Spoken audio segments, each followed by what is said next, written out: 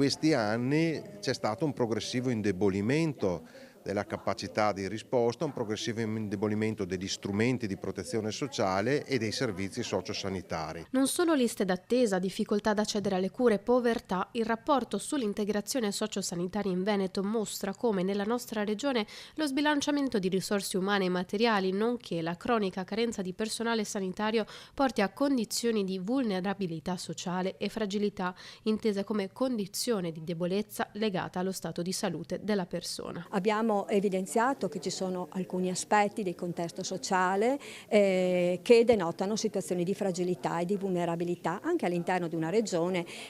come la nostra, che pur essendo posizionata meglio rispetto ad altre per alcuni indicatori, però si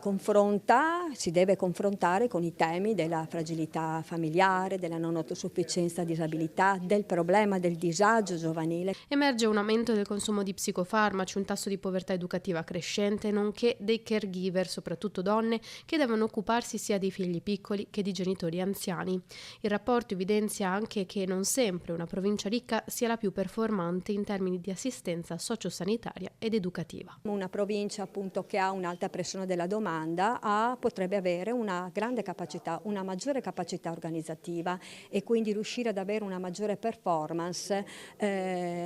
pur appunto con risorse più limitate rispetto ad altri territori. Dalla CGIL del Veneto la perplessità e la preoccupazione per gli assessorati sanità e sociale separati, da cui nasce un appello al Presidente e alla nuova Giunta. Rafforzare e salvaguardare il sistema sociosanitario pubblico, garantire prossimità vuol dire potenziare l'intera filiera dell'assistenza territoriale, intervenire per garantire ovunque l'erogazione dei livelli essenziali di assistenza e dei livelli essenziali delle prestazioni sociali, per non costringere nessuno a rinunciare alle cure